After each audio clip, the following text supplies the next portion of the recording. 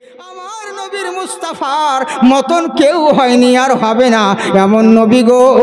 ওরে মুসলমান তো মুসলমান, কোরআন তো কোরআন, বেধর্মীদের ধর্মগ্রন্থ পর্যন্ত পুরাণ বলো আর বেদ বলো, উপনিষদ বলো আর উপদেষ্টা বলো, মহাভারত বলো আর বাইবেল বলো, যত ধর্মগ্রন্থ রয়েছে ভালো করে যাচাই করলে বুঝতে পারবে আমার নবীর কথা বলা হয়েছে।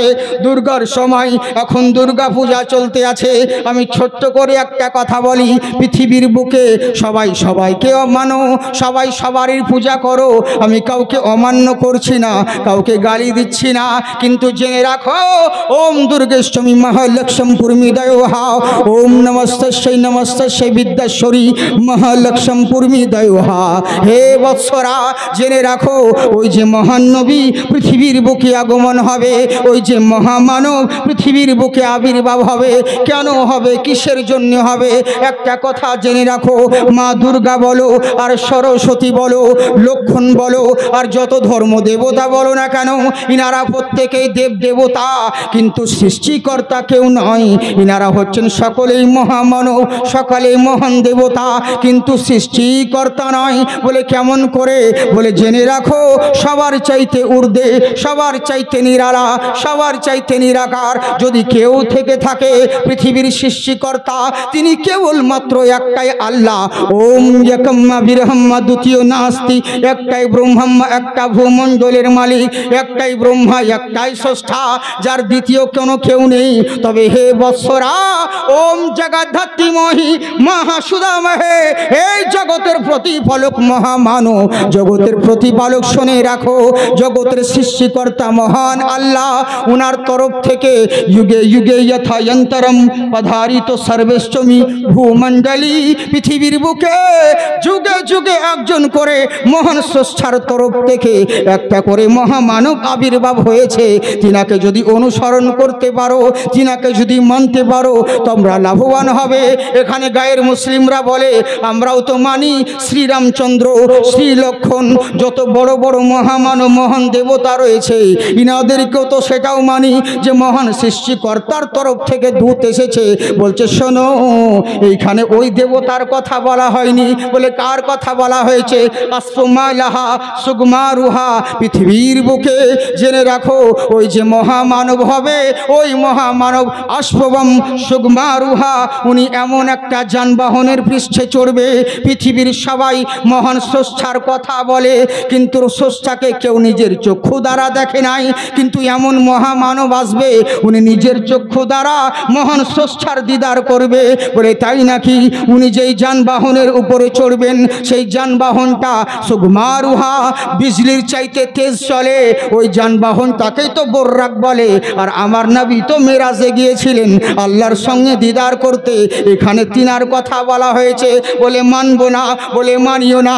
আর এক ধর্মগ্রন্থ দেখো ওই সূত্রে কি বলা হয়েছে, ওহ মোদয়াহা বহুর্মতি দেবাস্তুতে, পৃথিবীর বুকে যখন মানুষ এক ঈশ্বরের ইবাদত করতে করতে হাজারো ইবাদত করতে লাগলো, বহুজনের পূজা পাঠ করতে আরম্ভ করলো, জেনে রাখো ওই সময় মহান নবীকে পৃথিবীর বুকে আবির্ভাব করা হলো, জিনার নাম হলো কি, ওহ মোদয়াহা চন্দ্রিমা কুন্তকারী। পৃথিবীর বুকে উনি আসার পরে আসমানের চন্দ্রকে দু টুকরা করে দিবেন।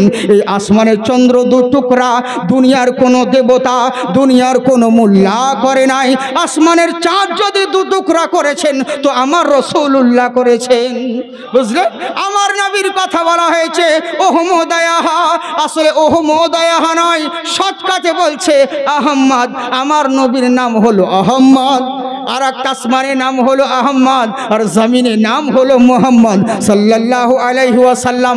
নবীর নাম কোন জায়গায় বলা হয় ওহমোদয়াহা, কোথাও জায়গায় বলে মা মাহে, আবার কোথাও জায়গায় বলে গুরু মূর্তি ভক্তি পুনম, আবার কোথাও বলে অন্তিম মহারিষি, আবার কোথাও বলে মা লক্ষ্মী দয়ামতি। নানান জায়গায় নানান রকম নামে পরিচিত, কিন্তু সমস্ত উপাধি দেখলে বোঝা যায় এটা কারো ক্ষমতা নাই, কারো কথা বলেনি, আমার নবীর কথাই বলেছেন। বলে কেমন নবী, জেনে রাখো। এর জন্য এখানে ক্লিয়ার হয়ে গেল এখানে কার কথা বলেছেন। বলে শুনে রাখো, ওম বিষ্ণু যশস্বমগ্রহে, এই যেই নবী যার গর্ভে জন্মগ্রহণ করবে যার ওরসে জন্মগ্রহণ করবে, যার বাবার নাম হবে বিষ্ণু দশা আর তার মায়ের নাবে গর্ভেষ্টমী মাসুমতি, যার মায়ের নাম হবে মাসুমতি। এগুলো শোনা কথা, সৎ কাজে বলি, বললে শুনে রাখো। তার বাপের নাম হবে বিষ্ণু দাস, বিষ্ণু ইয়াস। আসলে আমরা বাংলায় বলি বিষ্ণু দাস, সংস্কৃত পড়া অত সহজ নয়, ভাষা অনেক তালাফুজ পাল্টাতে হয়।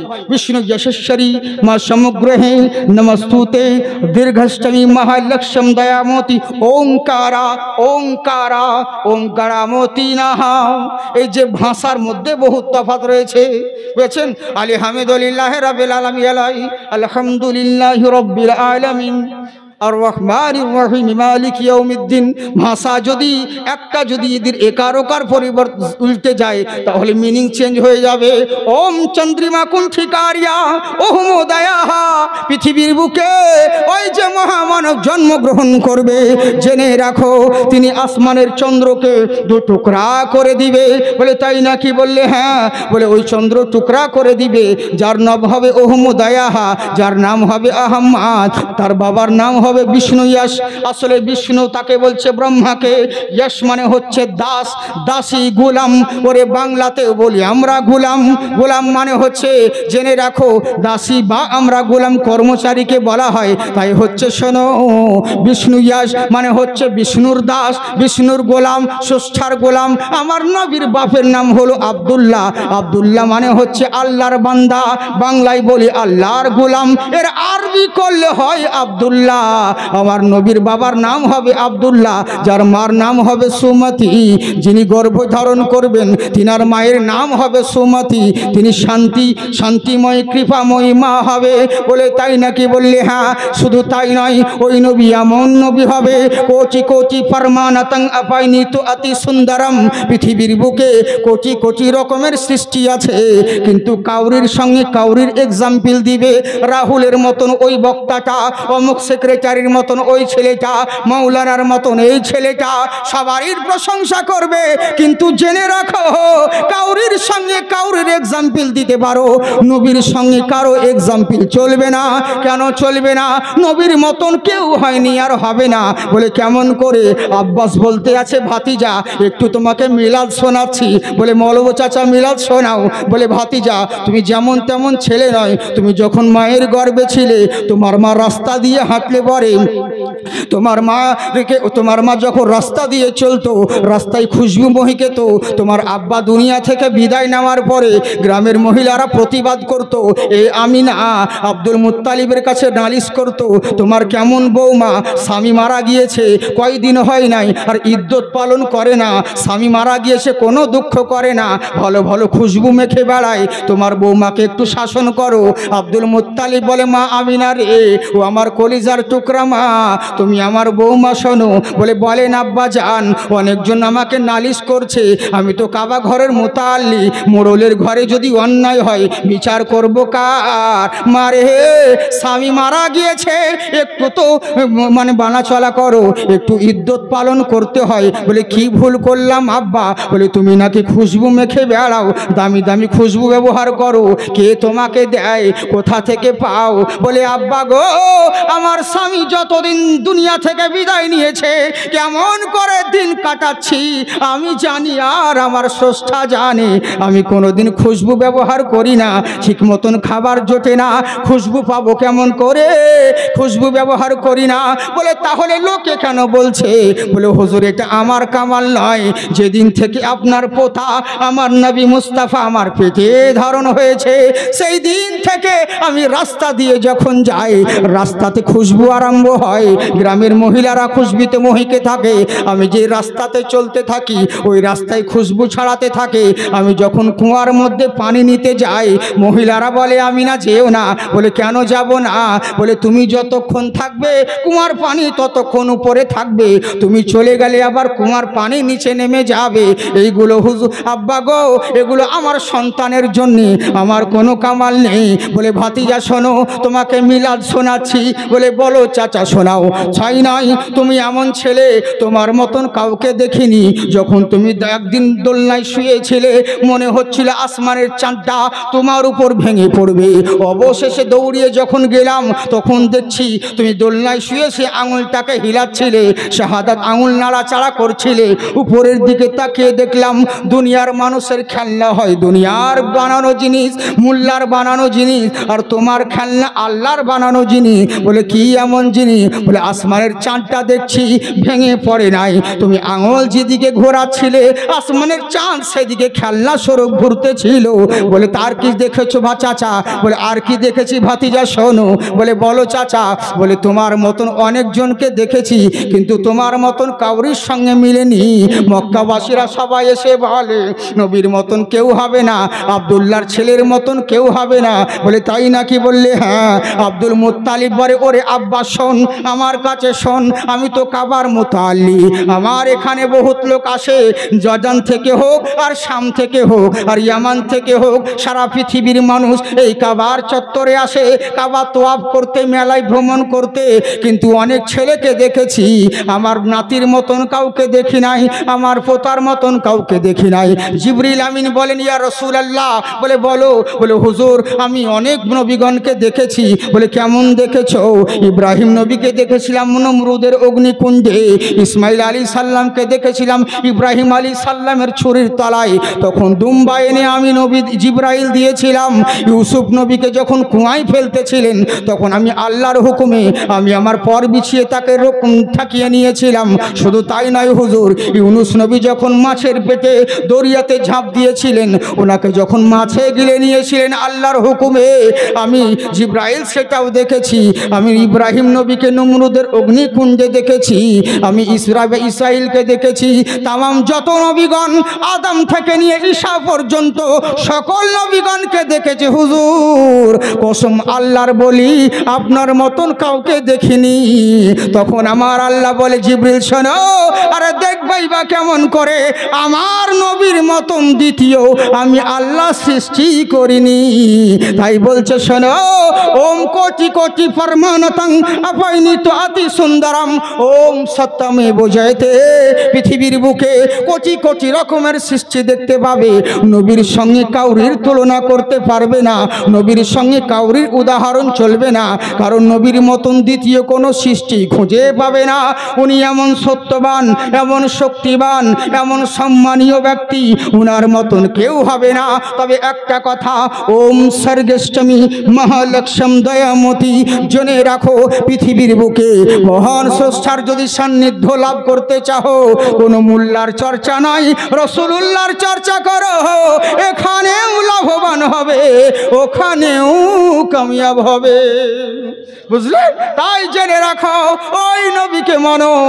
আর আমার নবী বলেছেন শোনো, আমি তোমাদের হয়ে তোমাদের কাছে রহমত হয়ে এসেছি।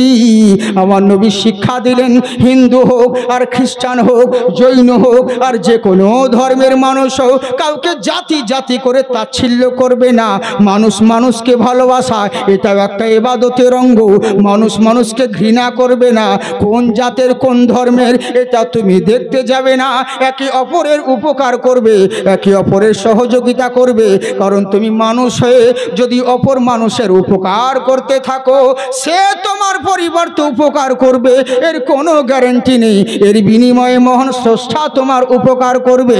তাই তো আমার নবী বলেন শোনো, দুদিনের দুনিয়া, আজ কি আছো কালকে নাও থাকতে পারো, তবে দুনিয়ার বুকে থাকাকালীন আল্লাহকে ভয় করো, আল্লাহর হুকুম মেনে চলো, বান্দার হক নষ্ট করিও না। বান্দার যদি হক নষ্ট করে থাকো, আগে বান্দার কাছে ক্ষমা চেয়ে এসো। বান্দা ক্ষমা না করলে মহান আল্লাহ ক্ষমা করবে না। আবু সালে বলে বাবা গো, আপনার ওই অক্ষরা প্রতিবন্ধী মেয়েকে আমি বিয়ে করতে রাজি, কিন্তু আমাকে ক্ষমা দিতে হবে। এখান থেকেই বলছিলাম ছেড়ে দিই, আপনাদের জন্য আর একটু কষ্ট করি, একটু বলি মোহাব্বতে জোরে বলে সুবহানাল্লাহ। বাবা বাবা বাবা, হ্যাঁ আমরা দোয়া করি আল্লাহ যেন আমরা সকলেই মদিনা শরীফ জিয়ারত করতে পারি, বলুন আল্লাহুম্মা আমিন। জি, প্রত্যেকের মনে ইচ্ছে জাগে মদিনা যাওয়া, কিন্তু যেতে পারি না। কিন্তু আমাদের তো ইচ্ছে আছে, তাই তো বাবাজি। আচ্ছা বলেন তো, শুধু মদিনা গেলে কি নবীর ভালোবাসা হবে? না, বাড়িতে থাকলেও হবে। এরই লেগেতে বলে টাকা পয়সা নেই আমার মক্কা মদিনা যাওয়ার, কিন্তু জীবনে যতদিন বাঁচবো ভালোবাসবো নবীকে আমার। সুবহানাল্লাহ বলে। হ্যাঁ, টাকা পয়সা নেই আমার মক্কা মদিনা যাওয়ার, জীবনে যতদিন বাঁচবো ভালোবাসবো নবীকে আমার। ওগো আল্লাহ পরিবার দেখায় নবীর দিদার, এইটুকু সাদ মনে আমার আছে। নবী গো এই গরিবের কি বা করার আছে, মওলা গো এই গরিবের কি বা করার আছে। সুবহানাল্লাহ বলেন। হ্যাঁ, যে মদিনার পাগল হয় আল্লাহ তাহার সহায় হয়, জীবনে যে কোনো সময় একবার যাওয়া হয়ে যায়। সুবহানাল্লাহ বলে। তাহাজ্জুদে পড়তে থাকো, দরুদ সালাম গাইতে থাকো, দেখবে একদিন যাওয়া হয়ে গেছে। নবী গো এই গরিবের কি বা করার আছে, মওলা গো এই গরিবের কি বা করার আছে। লালচা আছে থাকলে একটু দিয়ে। হ্যাঁ হ্যাঁ হ্যাঁ, জি জি জি, হ্যাঁ একাটুকু দরকার তো, বুঝতে পারছেন তো। আসলে আমার এর জন্য একটু গলা শুকিয়ে যাচ্ছে। হ্যাঁ, যাকে আপনাদের দোয়া থাকলে হবে। একবার মহব্বতের সঙ্গে জোরে বলেন সুবহানাল্লাহ। তাই বলছে হুজুর আমি ক্ষমা চাই গো, একদিন মরতে হবে, আমি মরে যাব, কিন্তু আমি বিবাহ করতে রাজি আছি। মন দিয়ে শুনুন, অনেক দিকে ধ্যান দিলেন, দৌড়ে বেড়ালাম, এবার স্থিরভাবে শুনুন কেমন তাদের ঈমান আর কেমন তাদের তাকওয়া। আহারে, তাই বলতে আছেন শোনো, আমি ওই মেয়েকে বিয়ে করতে রাজি। যখন রাজি হয়ে গেল, এর মধ্যে নাচ পড়ার মধ্যে অনেক রকম, আপনারা যেমন শুনেছেন আমার একটা গজল, অনেকজন বলে মা ফাতিমা তোমায় জানাই হাজারো সালাম, তোমার পিতা দান করেছেন খোদার ওই কালাম। এটা একটা সুর, সবাই বলতে পারবে। আবার আর এক রকম হবে মা ফাতিমা তোমায় জানাই হাজারো সালাম, তোমার পিতা দান করেছেন খোদার ওই কালাম। এটাও একরকম সুর, কিন্তু আমি যেভাবে বলি ধরুন এতে অনেক দম লাগে। মা ফাতিমা তোমায় জানাই হাজারো সালাম, তোমার পিতা দান করেছেন খোদার ওই কালাম। সুবহানাল্লাহ বলে। হ্যাঁ, তো তাহলে এত তো লাগেই, বুঝলেন। এরই লেগেই সমস্যা হয় একাধটুকু, বুঝলেন তো। আসতে বলতে পারি, কিন্তু যার যেভাবে চলে গেছে মার্কেট, ও যদি নিজে অন্য স্টাইল পাল্টাতে যায় তাহলে আর চলবে না ভাই। এরই লেগে এক একজন এক এক রকম, প্রত্যেকটা ফুল এক একটা ফুলের এক এক রকম খুশবু, যার জন্য একটু সমস্যা হয়। তবে আপনাদের সমস্যা তো হয় না, তা আপনাদের তো গলা বাসার কোনো কারণ নয়। জোরে বলে সুবহানাল্লাহ। বাহ মোল্লা, সুবহানাল্লাহ। আল্লাহ আপনাদেরকে আবাদ রাখুক বাবজি, আপনারা খুব ভালো। ওরে ইনশাল্লাহ অন্য সময় হবে, কি হবে, ওয়াজ না হলে পরে হবে, কি আছে। আল্লাহ যদি বাঁচিয়ে রাখে, যাকে 365 দিন এলে আপনার 365 দিন রকম কোয়ালিটি দেখাবো, অসুবিধে নেই, বুঝলেন তো। আমার বহু জায়গায় জালসা দেখবেন একই স্টেজে অনেকবার করতে হয়, উপায় নেই, বুঝলেন। তবে হ্যাঁ, যেখানে যেমন সেখানে সেরকম করতে হয় না। যাই হোক, আল্লাহ আমাদেরকে বুঝার তৌফিক দান করেন, বলুন আল্লাহুম্মা আমিন। হ্যাঁ, একবার মহব্বতের সঙ্গে জোরে সোরে ঝুমে ঝুমে দরুদের নজরানা পড়েন। আল্লাহুম্মা সাল্লি আলা সাইয়্যিদিনা মাওলানা মুহাম্মদ ওয়া আলা আলি সাইয়্যিদিনা মাওলানা মুহাম্মদ। তুমি বিশ্ব নেতা সবার দাতা নবী মুহাম্মদ, তুমি বিশ্ব গুরু সবার শুরু খোদারি ইমদাদ, তুমি প্যারা মুহাম্মদ, তুমি আল্লাহর ইমদাদ, তুমি প্যারা মুহাম্মদ। বলেন সুবহানাল্লাহ, সুবহানাল্লাহ। তুমি আসলে ভাবে ত্রিভুবনে হইলেও জ্বালা, আরে গরিব ইয়তিম দুঃখী সবার মিটিলেও জ্বালা। তুমি আসলে ভাবে ত্রিভুবনে হইলেও জ্বালা, আরে গরিব ইয়তিম দুঃখী সবার মিটিলেও জ্বালা। তুমি নূরের নবী ইসলামের ছবি, তুমি মোহাম্মদ, তুমি আল্লাহর ইমদাদ, তুমি প্যারা মোহাম্মদ, তুমি আল্লাহর ইমদাদ, তুমি বিশ্ব নেতা সবার দাতা খোদারি ইমদাদ, তুমি বিশ্বগুরু সবার শুরু আল্লাহর ইমদাদ। তাই বলছে হুজুর আমি বিয়ে করব। বিবাহ হয়ে গেল, রাত্রিবেলায় বিবাহ হয়ে গেল। এবার বাসর রাত্রিতে বসে আছেন আবু সালেহ নতুন বউয়ের অপেক্ষায়। কি বলবো রে, নতুন বউ আসবে, আই লাভ ইউ বলবো না কি বলবো তো শুনতে পাই না, কানে কালা। কি দেখবো, নতুন বউয়ের অপেক্ষায় বসে রয়েছে ভাই। কি করবো রে, এইভাবে বসে আছেন। বসে থাকতে থাকতে অনেকক্ষণ হয়ে গেল। চিন্তা করছেন নতুন বউকে কি করে আদর করব, আবদার করব। এখনো সময় করলো টাকি, যখন আস্তে আস্তে করে ঘরের দিকে প্রবেশ করতে আছে, পায়ের শব্দ যখন শুনতে পেল, শব্দ শোনার পরে দেখছে দরওয়াজা খুলে গেল।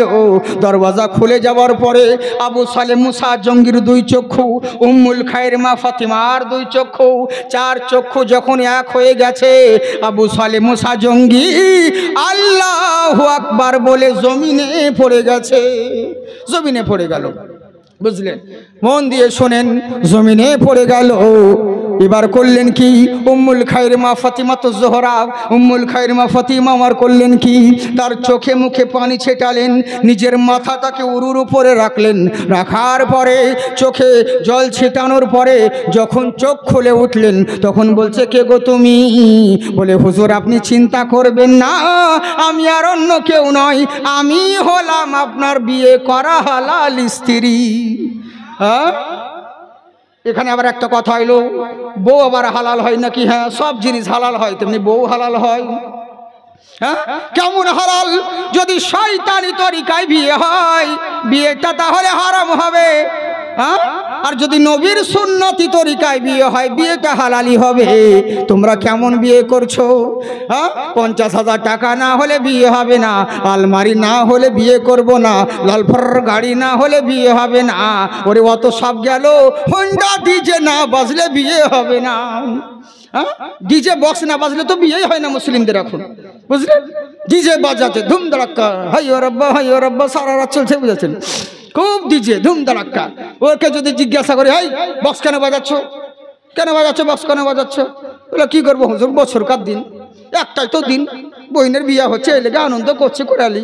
তো ঠিক আছে, তোর বাপ যেদিন মরবে সেই দিনও আনন্দ করে ডিজে বাজাস। ও তো একটা দিন বে, তোর বাপ কি রোজ রোজ মরবে নাকি? ও তো সেই একদিনই মরবে, তো বাজাস সেই দিন। তোকে কে বলেছিল যে বিয়ের সময় বাজাতে হয় আর মরার সময় বাজাতে হয় না? খুব বুঝেছেন, সারা সারা রাত ধরে ডিজে আর হোন্ডা বাজাচ্ছে, বিয়ে হচ্ছে।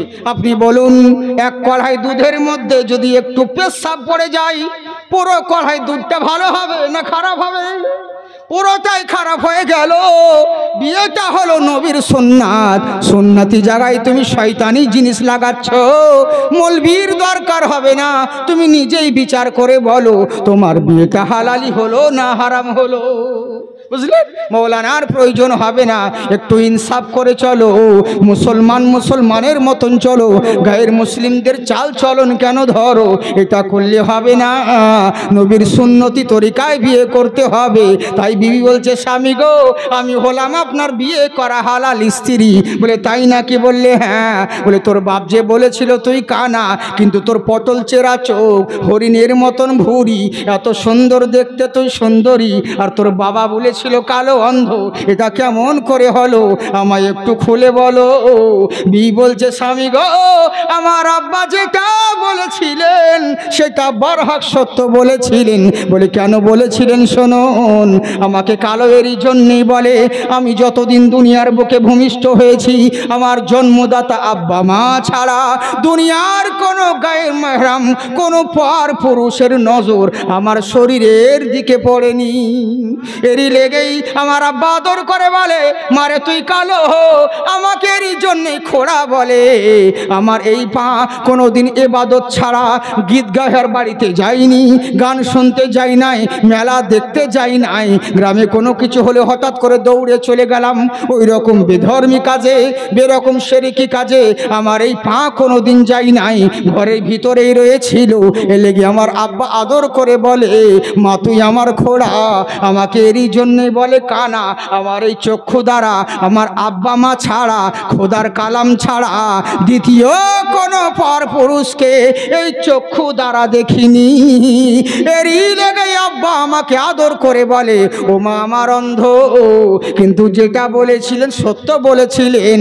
তখন আবু সালে খুশি হলেন, যাকে আল্লাহ যেটা করেন ভালোর জন্যে করে, আল্লাহর শুকরিয়া আদায় করলেন। যাকে ভালোই হলো, বিয়ে তো আমাদের হয়ে গেল, চলো এবার বিয়ের রাত্রিতে শুকরানার নামাজ আদায় করি। আমার নবী বলেছেন, শোনো, স্বামী স্ত্রীতে মিলন বাঁধার আগে স্বামী স্ত্রীতে দুজন মিলে যদি শুকরানার নামাজ আদায় করো, ওই নামাজে দেই দোয়া করবে, মহান আল্লাহ সেটাই কবুল করবেন। সুবহানাল্লাহ বলেন। কিন্তু আমরা তো নামাজ পড়ি না, বুঝলে, নামাজ আর কি, ফজর না কিছু না, আর কি হবে তখন বলে, আর ধুম ধাড়াকা কেউ কেউ আবার সামনে বলে তকবীর, এমনি করে বসে ওইদিকে ওদিকে তাকাচ্ছে, চারিদিকে সব দেখে নিচ্ছে। তো হাইরেন নামাজের বলে কেউ পিঠ চুলকাচ্ছে, কেউ মশা চুলকাচ্ছে, হাজার রকম, আর মসজিদের দিকে তাকাচ্ছে। মদনা 4 রাকাত আসরের নামাজ পড়তে গেল বেটা, আর বাইরে এসে মৌলভী সাহেবকে বলছে, হুজুর, বলে কি, বলে মসজিদে এত নোংরা হয়েছে গো, ওই কোনাতে আগরবাতি ধুলা পড়িয়েছে।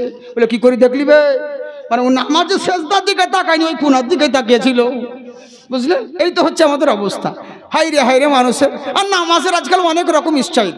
সৌদিতে যাচ্ছে যে নতুন নতুন নামাজে এমনি করে একদম এত দূর থেকে এইখানে চলে এসেছে, এইখানে চলে এসেছে। বলে কেন, বলে নাভি হলো নিচে, বুকটা হলো ওপরে, এখানে যত উঁচুতে বাঁধবে তত বেশি সওয়াব হবে। কেন বে, তো মাথার ওপরে বাঁধ, আরো সওয়াব পাবি, আরো উঁচু এটা। হ্যাঁ, চিরদিন আগ করে এলি নাভির নিচে, আর এখন আবার নতুন স্টাইল, হাইরে হাইরে। তারপরে নামাজ পড়েও শান্তি নাই, নামাজ পড়েও শান্তি নাই, মনে হচ্ছে বাঁদরের হাড় আছে, খালি উচপুচ উচপুচ উচপুচ উচপুচ। কেন বা চুপ করে নামাজ পড়া হয় না? আর এমনি করতে করতে জানেন, জঙ্গিপুরে একটা মসজিদে এশার নামাজ পড়ছিল, বাবা জামাত কাজা নামাজ পড়ে কাজা হয়ে গেছে। পরে ওরা দুজন মিলে, একটা লম্বা মানুষ আর একটা বেঠে মানুষ, দুজনে নামাজ পড়ছিল, আর মসজিদের কারেন্ট চলে গেছে। এমনি করতে যেন ওর চোখ, বুড়া আঙুলটা একদম ওর চোখে, বেঠা লোকটা চোখে ঢুকে গেছে, জানেন, আল্লাহু আকবার বলে চিল্লাচ্ছে। এই হচ্ছে ব্যাপার। এমনি কারণে নামাজ পড়তে পড়তে কারণ চুপ করে থাকা যায় না, বুঝলেন। এই হচ্ছে ব্যাপার। অনেক রকম আজকাল ফ্যাসিলিটি উঠেছে, বুঝলেন। তবে যাকে আমি কাউকে কিছু বলি না, যা ইচ্ছে তাই করুক গো। আজকাল নতুন নতুন কত রকম সিস্টেম উঠেছে। আর কিছুদিন পরে দেখবেন বলবে 5 ওয়াক্ত আজান দেওয়ার দরকার নাই, একবার দিলেই হবে। আর কদিন পরে এটাও বলতে ওদের বাধ্য নাই। 20 থেকে তো 8 চলে এসেছে, মিলাদ কি আস্তে আস্তে তো সবই উঠতে লেগেছে। আর কদিন পরে দেখবেন আজানও উঠবে, তারপরে বলবে আজানে অত বাড়তি করা দরকার কি, শুধু আল্লাহু আকবার আর হাইয়া আলাস সালাহ বললেই হবে, অসাধারণ মোহাম্মদ রাসূল এসব বলার দরকার নেই। আস্তাগফিরুল্লাহ এগুলোও বলবি, এদের কোনো ব্যাপার নাই তো, নতুন নতুন তো। আর আমাদের যুবক ছেলে যে মোবাইলে শুনে নিচ্ছে, হুজুর সৌদিতে অমুক করছে, মোবাইলে তো দেখলাম ইউটিউবে এই জিনিসটা আছে, কেন বে, মোবাইলে কি ফেরেশতা ডাউনলোড করে দিয়ে গেছে? হ্যাঁ, উল্টা পাল্টা মোবাইলে যা আছে তাই দেখতে হবে, হায় রে হায় রে। আর এই মোবাইল, সব জায়গায় মোবাইল। হ্যাঁ, বুঝেছেন, মৌলবি মসজিদের ভিতরে জুম্মার ওয়াজ করছে, একটা ফাতিহা করছে, তাও লাইভ ফেসবুকে, তাও এতে। হ্যাঁ, ওরে আমরাও তো জালসা করি, কিন্তু আমাদেরকে দেখেছেন কোনোদিন কোনো লাইভে আমাদের বলেছি, ভাই অমুক জায়গাতে আজকে যাচ্ছি, অমুক জায়গাতে জালসা করতে যাচ্ছি, এসব আমাকে লজ্জা লাগে। ওরে নাস্তা পর্যন্ত খাচ্ছে, সেটারও ছবি তুলে পাঠাচ্ছে। নাস্তা আজকে এই অমুক জায়গায় চলে এলাম, দোয়া করবে, নাস্তা করছি। সেদিন ওভার ব্রিজে উঠে, কোন জায়গাতে দেখলাম ইউপিতে, ওভার ব্রিজে উঠে ছবি তুলে বলছে, এতক্ষণ জালসাতে পৌঁছে গেলাম, আপনারা দোয়া করবেন। সে দোয়া করছে, ঝাঁপ দিয়ে দেবে ওপর থেকে। বুঝলেন, কি দরকার এগুলো? ছি, কুকুরের মতন ব্যবহার, ফালতু জিনিস, বুঝলেন। লোকে করবে, আমি কেন নিজে করব? তারপরে রাত্রেবেলায় জালসা করে আসার পরে নিজের জালসা নিজের চ্যানেলে নিজেই বলছে, বাপরে আখরিগঞ্জ কাঁপিয়ে দিল, মুর্শিদাবাদ কাঁপিয়ে দিল। দেখা গেল পরে ঝড়ের দ্বারা স্টেজে কাঁপছিল। হ্যাঁ, এইগুলো লজ্জা লাগে না? ছি, আস্তাগফিরুল্লাহ। হ্যাঁ, এগুলো খুব খারাপ জিনিস, এগুলো ভালো জিনিস নয়। কারণ নিয়ত তোমার অন্য হয়ে যাচ্ছে, এ তো নিয়ত গন্ডগোল। আর যদি সাচ্চা নিয়ত থাকে দিনের খিদমতের জন্য, তাহলে কোনো ব্যাপার নেই। আর যদি নিয়ত গোলমাল হয়, তাহলে এই মর্যাদা সম্মান দুনিয়াতেই পাবে, আখেরাতে পাবে না, বুঝলেন। আমরা কোথায় জালসা হচ্ছে সহজে কাউকে বলিও না, হ্যান্ডবিলও প্রচার করি না। যাদেরকে বলি জালসা করলে হ্যান্ডবিল করবে না সহজে, হ্যাঁ, আর নাম দেওয়ার দরকার নাই। তো এই হচ্ছে ব্যাপার। তাও লোকে দিয়ে দেয়, বলে দেয়। হ্যাঁ, এগুলো ভালো জিনিস নয়, এগুলো আমাকে খারাপ দেখায়, বুঝেছেন? মানুষের মনে থাকলেই হবে, ফোনে রাখার দরকার নেই, বুঝলেন তো? তারপরে জালসা করে যাওয়ার পরে লোকে বুঝতে পারে এর অমুক জায়গাতে জাকির এসেছিল, আমিনুদ্দিন এসেছিল, অমুক এসেছিল। হ্যাঁ, পরে জানতে পারে, কিন্তু আগে কোনোদিন কেউ জানতে পারে না, সহজে, খুব কম। হ্যাঁ, এই হচ্ছে ব্যাপার। কিছু না কিছু কার্যক্রমে হয়তো এক একটা গজল টজল দিই। আমার একটা ভাই খুলেছে, আমার একটা ফেসবুক 3 জন ব্যবহার করে, জানেন? জাকির সিভিডি নামে, যে ডেকে আর জাকির সিভিডি নামে। আমিও চালাই, ও চালাই, ও চালাই, কিন্তু ওকে বলেছি ভাই একজনাই চালা, সবাই করিস না। হুজুর বলি তোকে ভুলছে, তোর কাছে চলে যাচ্ছে, তখন তুই উত্তর দিচ্ছি, তুই কি জানিস? ও তো তখন তুই বলবি, দোষ হবে আমার। তো এই লেগে যে কোনো একজনে উত্তর দিতে হবে, বুঝলে তো? যাই হোক, তেরই লেগে কিন্তু দরকারি কোনো কিছু নাটটা হলে বড় হয়তো একটা দিতে হয়, বাকি কোনো লাইভও চলে না, কোনো ইশতেহার হ্যান্ডবিল জালসার প্রচার প্রসার ও সব কিছু চলে না, বুঝলেন? যাকে এইভাবে যেন আল্লাহ কাটিয়ে দেয়। আর যে যে হালাতেই করছে না কেন, আল্লাহর কাছে দোয়া করবেন, আল্লাহ যেন আমার প্রত্যেক সুন্নি মাদারসা, সুন্নি ওলামাদের, খাঁটি আলিমদেরকে যেন আল্লাহ পাক আবাদ রাখেন, বলেন আল্লাহুম্মা আমিন, বুঝলেন? ইনশাআল্লাহ। তো যেটা বলতে যাচ্ছিলাম বাবজি সোনামুখী আমার, এই চিন্তা করলো আমরা মৌলবি বলে, কিন্তু আমরা তো শুনেই যাই না, নামাজ তো পড়ি না, এদিক সেদিক করে বিভিন্ন রকম নতুন নতুন ফতোয়া, নতুন নতুন বক্তাদের ওয়াজ শুনে নতুন নতুন ফতোয়া মেনে নিচ্ছি, নিয়ে কি করছে, নানান রকম নামাজ পড়ছি। এরকম করবেন না সোনামুখী। ইসলাম ধর্ম মধ্যে নতুন কোনো জিনিস ঢোকানো যাবে না। আপনার বাড়ি ভেঙে গেলে বাড়ি করতে পারেন, জামা ছিঁড়ে গেলে জামা নতুন করতে পারেন, কিন্তু ইসলাম ধর্মের মধ্যে নিজের বাড়াও যাবে না, কমানোও যাবে না, বুঝলেন? বাড়াবাড়ি চলবে না। তো নামাজটা আমাদেরকে আদায় করতে হবে, চিরদিন যেভাবে করে আসছি সেইভাবেই আমরা চালিয়ে যাব, ইনশাআল্লাহ কোনো প্রবলেম হবে না। তো এবার হলো তাকি, উনি বললেন নামাজটা আদায় করো। স্বামী স্ত্রীতে দুজন মিলে নামাজ আদায় করলেন। এবার বিবিকে বললেন, বিবি রে, বাসর রাত্রিটা করবে কোথায়? তোমার বাবার মহলায় না আমার কুঁড়ে ঘরে? বলে চলেন হুজুর, আপনার কুঁড়ে ঘরে বাসর করবো। স্বামীর কুঁড়ে ঘরেই রাত্রে বেলায় বাগান দিয়ে রওনা হলো। স্বামীর হাত ধরে চলতে আছেন। উম্মুল খায়ের মা ফাতিমা শিক্ষা দিলেন, জগৎবাসী শোনো, নিজের বাবার 3 তালা গর্ব দেখে বড়াই দেখায় না। তোমার স্বামীর কুঁড়ে ঘর তোমার জন্য হলো জান্নাতের ঠিকানা, বুঝলেন? হ্যাঁ, বাবার আছে বলে পিকআপ দেখায় না। হ্যাঁ, স্বামীর কুঁড়ে ঘর তোমার জন্য বেহেশতের ঠিকানা। চলে গেলেন, যাওয়ার পরে এবার দেখছে বাসার মধ্যে দেখতে আছে কি, একটা কটোরার মধ্যে আধখানা রুটি পড়ে আছে, বুঝলেন? কটোরার মধ্যে আধখানা রুটি পড়ে আছে। কি করবে? রুটিটা দেখে বলছে স্বামী, ওটা কি? বলে রুটি। বলে কিসের জন্যে? আধখানা রেখেছি ইফতার করে, আধখানা রেখে দিয়েছি ভোরে সাহারি করব বলে। মহিলা কাঁদতে লাগলেন, মা জননী। বলে কিসের জন্যে কাঁদছো গো? বললে স্বামী, আমি আমার আব্বাকে বলেছিলাম, আব্বা গো তুমি আমাকে কার হাতে সঁপে দিচ্ছ? আমার আব্বা কেঁদে কেঁদে বলেছিল, মা তোকে এমন ছেলের সঙ্গে বিয়ে দিচ্ছি যেই ছেলে মদ খায় না, জুয়া খেলে না, ব্যভিচারী করেনি, একটা পরেশগার আল্লাহওয়ালা ইমানদার মুত্তাকিন ছেলের সঙ্গে বিবাহ দিচ্ছি, একজন তাকওয়াবান ছেলে। কিন্তু বাসর রাত্রিতে স্বামীর ঘরে এসে দেখলাম আমার স্বামী অতটা মুত্তাকিন নয়। বলে এরকম কথা কেন বলছো গো? বলে কেন বলবো না, আসমানের পাখিরা সকাল বেলায় উড়ে চলে যায়, ক্ষুধার্ত অবস্থায় উড়ে চলে যায়, আবার সন্ধে বেলায় উদার পূর্ণ হয়ে বাসায় ফেরত আসে। আগামীকাল কি খাবো পাখিরা কোনোদিন ভাবে না।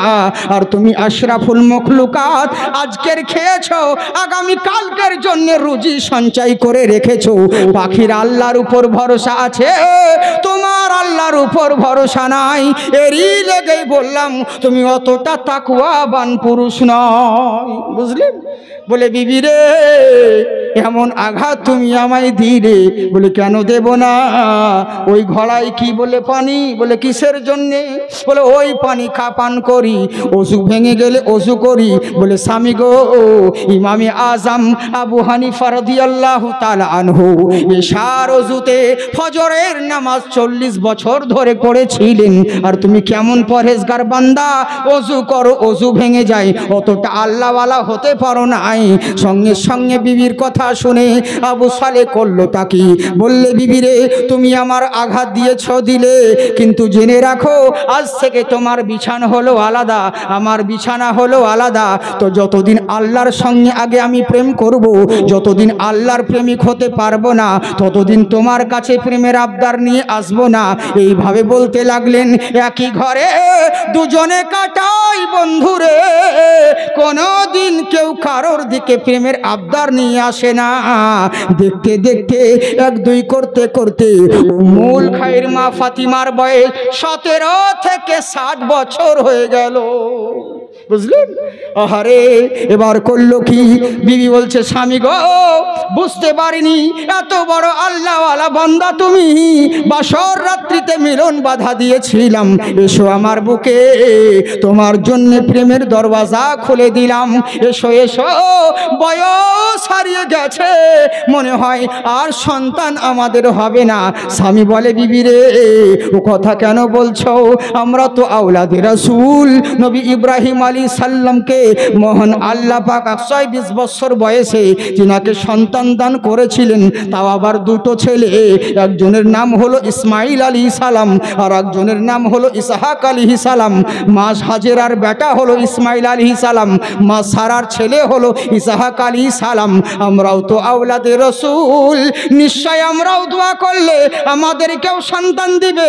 ওযু করে স্বামী স্ত্রীতে আল্লাহর দরবারে দোয়া করলেন, রব্বুল আলামিন আওলাদুহুম সালিহুন, আল্লাহ গো, এমন একটা সন্তান দিও যাতে জুয়া না খেলে, এমন একটা সন্তান দিও যেন মদ না খায়, এমন একটা সন্তান দিও যাতে ব্যভিচারী না করে, এমন একটা সন্তান দিও যাতে পরেশগার মুত্তাকি হয়, এমন একটা ছেলে দিও যেন আল্লাহওয়ালা নেককার ইমানদার হয়। এই বলে স্বামী স্ত্রীতে দোয়া করে প্রেম বাঁধনে বাঁধলেন। যুজ্ঞনা লিন্নাসে হুব্বুশ শাহাওয়াতি মিনান নিসা, মার বুকে বাবা আর বাবার বুকে মা, এইভাবে স্বামী স্ত্রী মিলন সংস্পর্শে বাবার শুক্রকৃত মায়ের ওভাম দুটো মিলিত করে মায়ের জরায়ুর মধ্যে নিক্ষেপ করলেন। মহান আল্লাহর কুদরতে আল্লাহ যাকে চান তাকে সন্তান দান করেন, যাকে চান তাকে মেয়ে দান করেন, যাকে চান তাকে ছেলে দান করেন, আবার যাকে চান তাকে দুটোর মধ্যে মাঝামাঝি ছেড়ে দেন। সবই কিছু ইন্নাকা আলা কুল্লি শাইইন কদির, সমস্ত ক্ষমতার প্রতি মালিক হচ্ছেন আমার আল্লাহ। আমার আল্লাহ করলেনটা কি?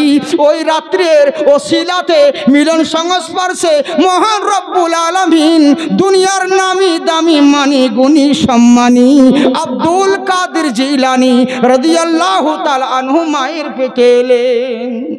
বুঝলেন? পিরান পীর দস্তগীর গৌসে আজম মায়ের গর্ভে এলেন। রমজান মাস, প্রথম রমজানে জন্মগ্রহণ করলেন। ওদিকে যাচ্ছি না, যদি মায়ের পেটের কথা বলতে যাই ওদিকে তো মেলা দিন লাগবে ভাই, চলবে না, বাদ দিলাম। রমজান মাসে জন্মগ্রহণ করলেন। একদিন, 2 দিন, 3 দিন করতে করতে 29টি রোজা হয়ে গেল। 29টি রোজা হয়ে গেল। বুঝতে পারছেন তো? 29টি রোজা হয়ে গেল।